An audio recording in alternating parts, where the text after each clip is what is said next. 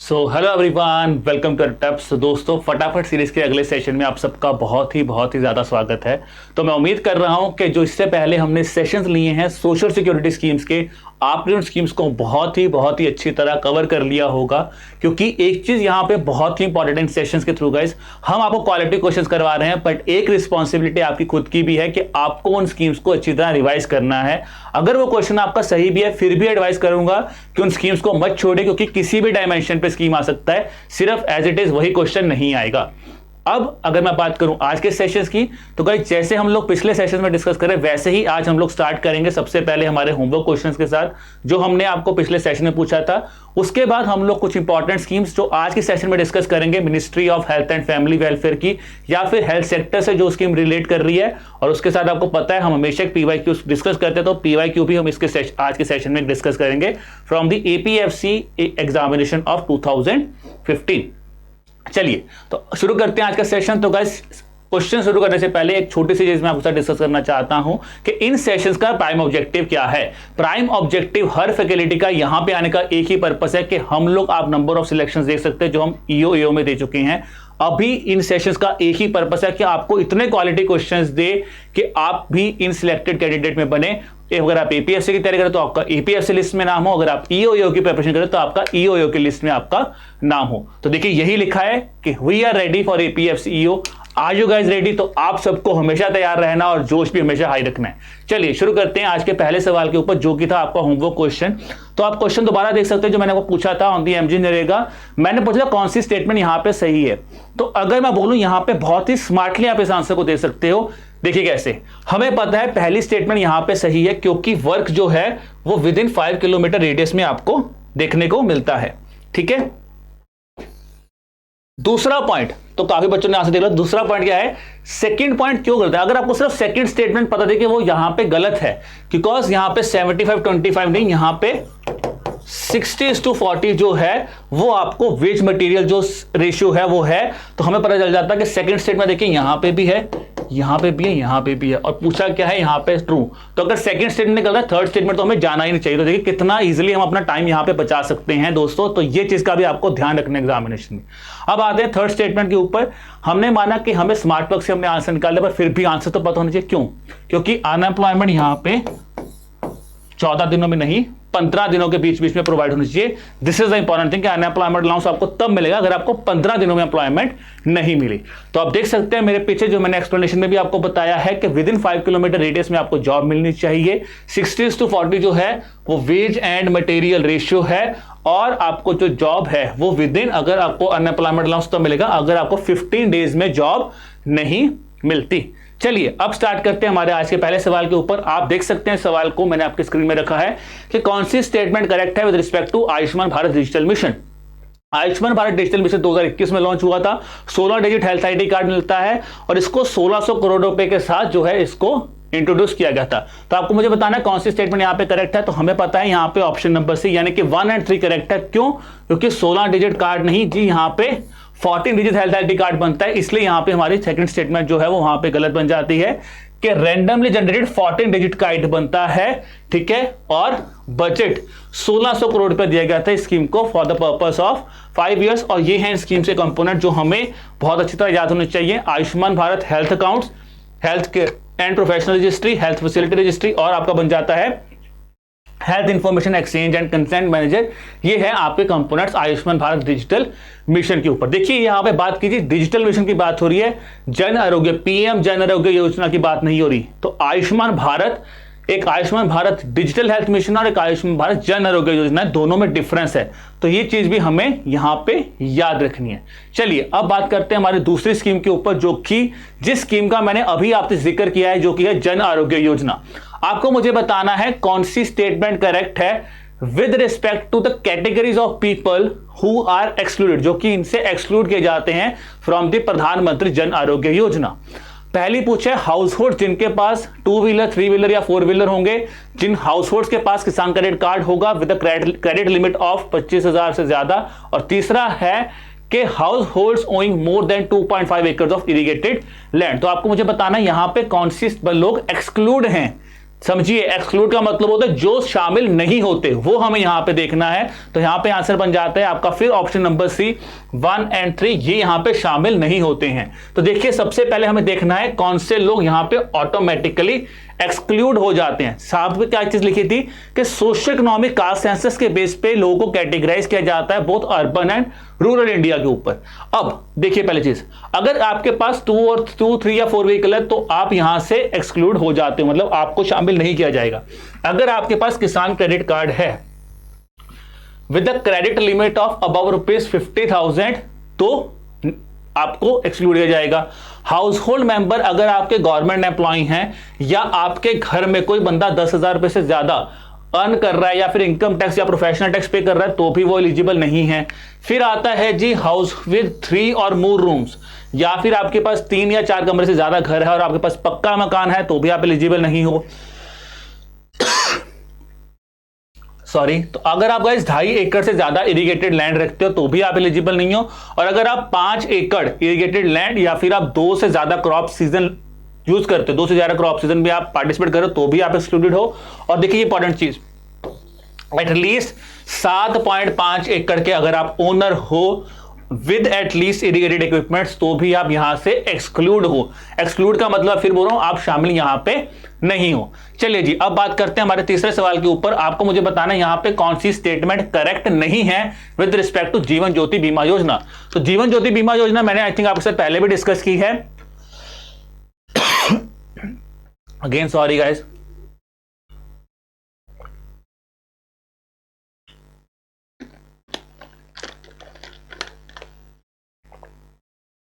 चलिए तो देखते हैं यहां पे कौन सी स्टेटमेंट इनकरेक्ट है। यहां पे स्टेटमेंट इनकरेक्ट बन जाएगी आपके ऑप्शन नंबर डी, क्योंकि इसको इंप्लीमेंट जो है वो नेशनल इंश्योरेंस कंपनी नहीं जबकि आपकी life insurance corporation of India करती है, इसलिए हमारी चौथी स्टेटमेंट इनकरेक्ट है। जीवन ज्योति बीमा योजना में अभी रिसेंटली जो है वो अपडेट हुआ था। क्या अपडेट हुआ था कि जो हमारा प्रीमियम है वो 330 से बढ़ के 436 रुपए हुआ था। तो ये चेंज हुआ था पिछले साल 2022, बहुत इंपॉर्टेंट अमेंडमेंट थी, तो ये हमें याद रखना चाहिए। चलिए अब अगला चीज है, मिनिस्ट्री ऑफ फाइनेंस की स्कीम है और रिस्क कवर आपको तभी मिलेगा अगर आप 30 दिन के बाद 30 डेज ऑफ एनरोलमेंट के बाद आपको रिस्क कवरेज यहां पे मिलेगा। अब आते हैं जी दूसरी स्कीम जो हमें रिवाइज करनी है, सुरक्षा बीमा योजना। ये भी मैं आपके साथ पहले डिस्कस कर चुका हूं हमारे पुराने सेशंस के बीच में भी। मुझे आशा है कि आपने स्कीम को अच्छी तरह कवर किया होगा। अब देखते हैं किसका ये सवाल सही होता है कि स्कीम अवेलेबल है उन पर्सन को जो कि 18 से 60 साल में है और उनका बैंक अकाउंट है। इन केस ऑफ अगर आपके पास मल्टीपल सेविंग अकाउंट्स हैं, ठीक है जी, तो आप स्कीम को ज्वाइन कर सकते हो विद 1 सेविंग अकाउंट ओनली। 1 साल का रिस्क कवरेज जो आपको मिलता है वो 1 जून से 31 मई तक का मिलता है। और तीसरा है subscribers who wish to continue, ठीक है, उनको अगर कोई सब्सक्राइबर ऐसा है जो कंटिन्यू करना चाहता है उनको कंसेंट देनी होती है ऑटो डेबिट के लिए before 31 March for successive years. तो आपको मुझे बताना यहां पे कौन सी स्टेटमेंट यहां पे सही है। तो मैं आशा करता हूं कि आपने सुरक्षा बीमा योजना को बहुत ही अच्छी तरह से पढ़ा होगा दोस्तों। तो यहां पे आंसर क्या है, यहां पे आंसर बन जाता है आपका ऑप्शन नंबर डी 2, 3 और 4, क्योंकि यहां पे बेसिक चीज है एलिजिबिलिटी।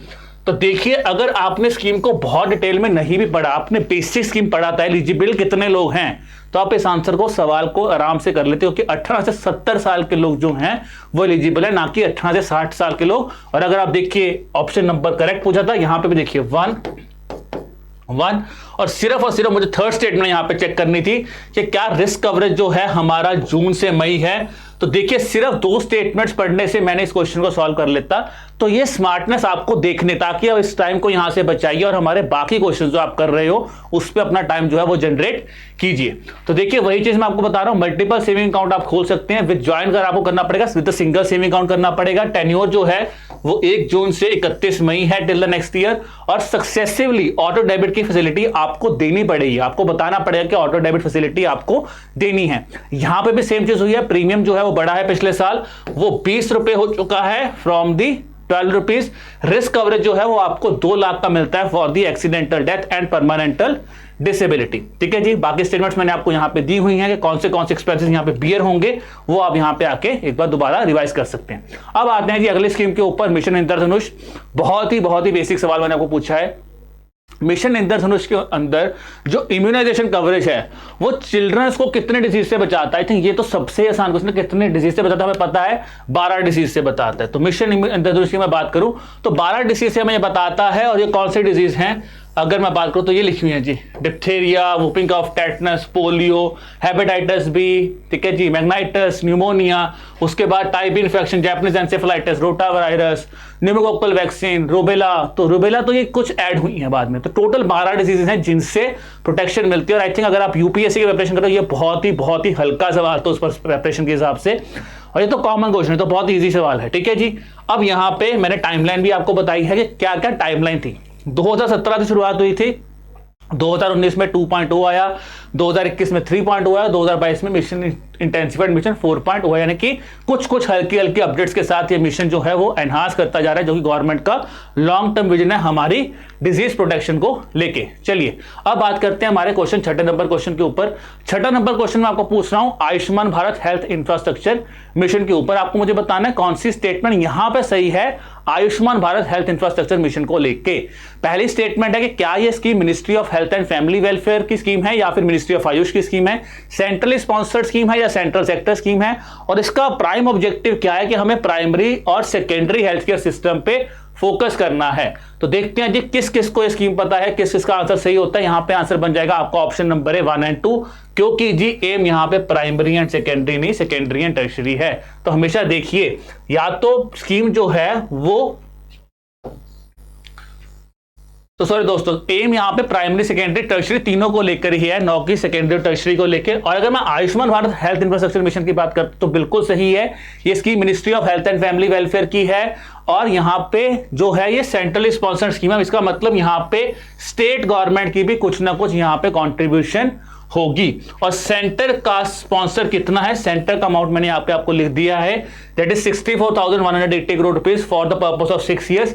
अमाउंट्स पे इतना ज्यादा ध्यान नहीं देना, पर कितने साल के लिए कंट्रीब्यूशन है वो हमें पता होना चाहिए फॉर द एग्जामिनेशन। चलिए अब बात करते हैं हमारे 7वें सवाल के ऊपर, जो कि है प्रधानमंत्री सुरक्षित मातृत्व अभियान। तो मैंने आपको बोला था हेल्थ की ही बात करेंगे, हेल्थ सेक्टर से ही बात करेंगे। तो हमने मातृ वंदना योजना पढ़ी हुई है, अब हम पढ़ेंगे सुरक्षित मातृत्व अभियान के बारे में, कौन सी स्टेटमेंट यहां पे सही है।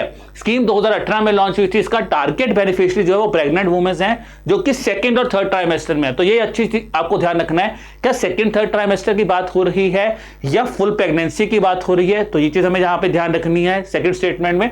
और तीसरी स्टेटमेंट बोल रही है कि इसका जो मेन फोकस है वो किस पे है, एडोलेसेंट एंड अर्ली प्रेगनेंसी के ऊपर है। तो हमें देखना है यहां पे कौन सी स्टेटमेंट करेक्ट है। तो दोस्तों हमारा यहां पे आंसर बन जाता है ऑप्शन नंबर सी 2 और 3, यानी कि स्कीम का लॉन्च जो है वो गलत दिया है, क्योंकि ये स्कीम लॉन्च हुई थी 2016 में, ना कि 2018 में। दैट्स वाई हमारी पहली स्टेटमेंट बन जाती है यहां पे गलत।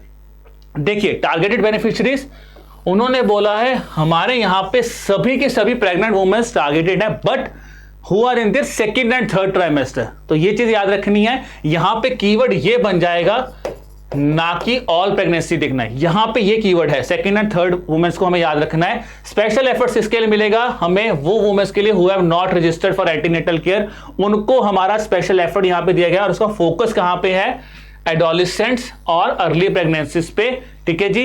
एंड द थिंग इज कि वहां पे कोई भी एक्स्ट्रा स्पेशलाइज्ड केयर की जरूरत नहीं है, तो आप इस चीज से सारा कुछ जो एक्स्ट्रा केयर है यहीं से आपको प्रोवाइड की जाएगी, ठीक है। अब देखिए क्या लिखा है, एंटीनेटल चेकअप भी होगा और all pregnant women's, quality care होगा, क्योंकि देखो केयर को ही तो बढ़ा रहे, स्पेशल एफर्ट बनाए इसलिए, तो क्वालिटी केयर आपको मिलेगी प्रेगनेंसी, ठीक है जी। Identification and line listing of risk pregnancies हो जाएंगी यहाँ पे। और लास्ट में क्या लिखा है, appropriate birth planning and complication readiness will also be catered here. चलिए जी अब बात करते हैं हमारे क्वेश्चन नंबर 8 में, जो कि है हमारा अगेन हेल्थ सेक्टर से रिलेटेड है, उनकी सेहत स्कीम। सेहत तो नाम ही हेल्थ से याद करते हैं, तो देखिए यहाँ पे मैंने आपको सेहत की फुल फॉर्म भी बताई है, ठीक है। एग्जामिनर ने जैसे हमसे नीति आयोग की फुल फॉर्म पूछी हुई है एओ एग्जामिनेशन में 2021 में, तो वो हो सकता है सेहत स्कीम की भी फुल फॉर्म पूछते। तो सेहत स्कीम मैंने आपको फुल फॉर्म बताइए, जिसका पर्पस क्या है, social Endeavour for health and telemedicine. आपको मुझे बताना है ये स्कीम किस स्टेट से रिलेट करती है, ठीक है, क्योंकि देखिए ये स्कीम कहीं ना कहीं बहुत इंपॉर्टेंट है हेल्थ सेक्टर से रिलेटेड, तो हमें पूछी जा सकती है कि ये किस सेक्टर से रिलेट करती है, किस स्टेट से रिलेट करती है। तो हमारा आंसर यहाँ पे क्या है जी, ये रिलेट करती है with the state of Jammu and Kashmir. तो जम्मू एंड कश्मीर की स्कीम है पीएम सेहत स्कीम, जिसकी फुल फॉर्म मैंने अभी आपको बता दी है, जिसका पर्पस क्या है, यहां पे आपको फाइनेंशियल कवरेज मिलेगा अप टू ₹5 लाख पर फैमिली ऑन फ्लोटर बेसिस। तो फ्लोटिंग बेसिस पे आपको यहां पे पैसा मिलेगा। कहीं ना कहीं आयुष्मान भारत जो प्रधानमंत्री जन आरोग्य योजना है, वही स्कीम्स को कहीं ना कहीं यहां पे यूज किया है under the name of PM सेहत इन जम्मू एंड कश्मीर। चलिए जी, अब बात करते हैं प्रीवियस पेपर की। तो यहां पे क्वेश्चन आपको मिला गया था 2015 में, व्हाट आर एपीएफसी एग्जामिनेशन में, कि what are the disadvantages of provident fund scheme. आपको मुझे कहना यहाँ पे डिसएडवांटेज क्या है, तो आप क्वेश्चन को आराम से देखिए, क्लियरली मैंने आपके सामने रखा है। पहली स्टेटमेंट यहाँ पे दी गई थी, money is inadequate for risk occurring early in work life, inflation erodes the real value of saving. अगर आप यहां से इन्फ्लेशन हो सकती है, अगर रियल वैल्यू ऑफ सेविंग नहीं होगी, it generates force saving that can be used to finance national development plans. तो आपको मुझे बताना यहाँ पे डिसएडवांटेज क्या है, ठीक है जी। तो देखिए यहाँ पे ऑप्शन नंबर है, पहली और दूसरी स्टेटमेंट से डिसएडवांटेज है। तीसरी स्टेटमेंट, अगर आप फोर्स सेविंग तो ना कर रहे हो, that can be used to finance national development plans. Government आपसे फोर्स सेविंग तो ना करवा रही है इसके अंदर, पब्लिक प्रोविडेंट फंड के अंदर। गवर्नमेंट करिए, आप करना चाहते हैं आप करिए, नहीं करना चाहते तो ना करिए, ठीक है। तो इस पर्सपेक्टिव पे हमारी थर्ड स्टेटमेंट जो है वो गन जाती है। देखिए प्रोविडेंट फंड स्कीम, वही मैं बता रहा हूं ना, कि does not generate force saving. Force saving को जनरेट नहीं कर रहा। हाँ, अगर वो सेविंग की बात करता तो सही है, पर फोर्स्ड वर्ड जो है वो उसको नेगेटिव टोन में लेके जा रहा है, तो इसलिए ये आंसर हमारा गलत बन जाता है। क्योंकि पहली दोनों स्टेटमेंट सही है कि उसका एक सबसे बड़ा डिसएडवांटेज क्या है कि money is inadequate for risk occurrence, कि आपको अगर अर्ली स्टेज पे मनी है जो आपके पास इनएडिक्वेट हो सकती है, since the corpus collected during the early working period is small. अब आपको बताया कि इन्फ्लेशन एक बिग चैलेंज है, तो देखिए it erodes the real value of saving. तो अगर आप पैसा डालना है तो आपकी जो रियल वैल्यू ऑफ सेविंग है उसको इरोड कर सकता है under the public provident fund scheme, ठीक है जी। तो ये हो गए हमारे आज के सवाल। अब बढ़ते हैं हमारे होमवर्क क्वेश्चन के ऊपर, जो कि हमारा सवाल नंबर 10। मैंने आपको एक थोड़ा सा इजी सवाल आपको पूछा, मैं उम्मीद कर रहा हूं कि आपने हेल्थ सेक्टर्स की स्कीम्स को काफी इंपॉर्टेंस दी होगी। तो ये स्कीम है मिशन शक्ति स्कीम। मिशन शक्ति का एक सब पार्ट है जिसको बोलते हैं संबल कंपोनेंट। मैंने आपको बोला उस संबल कंपोनेंट का कौन सी स्कीम पार्ट नहीं है, ठीक है। तो ये है जी हमारा आज का होमवर्क क्वेश्चन। तो गाइस ये था हमारा आज का सेशन। अब इस सेशन को एंड करते हैं कि किस तरह एडुटैप आपकी मदद कर रहा है, जो कि आपको मैंने शुरुआत में बताया था, सिंगल स्टेप स्कीम के, सिंगल स्टेप एम के साथ। हमारा एक ही उद्देश्य है कि आप लोगों का एपीएफसी या ईओ जो भी आपने ड्रीम किया आप उसको कॉन्कर कर सके और आप उसको जीत सके। तो इसके लिए अगर आप बहुत ही बिल्कुल ही बेसिक्स हैं, बिल्कुल ही बेसिक से स्टार्ट करना चाहते हैं, तो मैं सजेस्ट करूंगा आप मास्टर पैक लेकर आए हैं, जहां पे आपको सब चीज बिगिनिंग लेवल से मिलेगी। अगर आप यूपीएससी की प्रिपरेशन कर रहे हैं और आपको लग रहा है कि मुझे सिर्फ कुछ इंपॉर्टेंट कंपोनेंट्स मिल जाएं जो मैं यूपीएससी में नहीं पढ़ता था, प्लस मुझे अच्छे क्वेश्चन मिल जाएं, तो आप टेस्ट सीरीज प्लस को यूज कर सकते हैं, जहां पे आपको क्वेश्चन मिलेंगे टेस्ट सीरीज के अंदर, प्लस आपको international relation, labour law, social security, current affairs वो आपको मिल जाएंगे in the form of PDF यहाँ पे।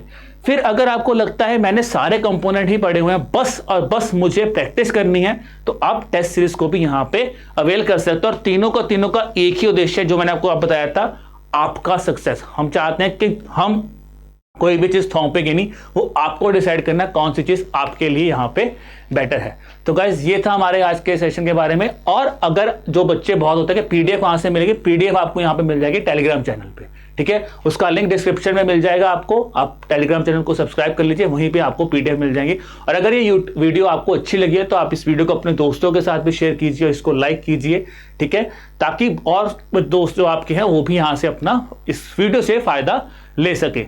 तो ये था दोस्तों आज के सेशन के बारे में। मिलते हैं आपको अगले सेशन के बारे में, अगले सेशन में। अगर फिर भी आपको कोई भी डाउट आता है तो घबराइए मत, आपको सिर्फ इस यहाँ पे हमें मेल करने जाने की hello@edutap.co.in पे आप हमें ईमेल कीजिए, और आप हमें कॉल भी कर सकते हैं एट द नंबर 8146207241।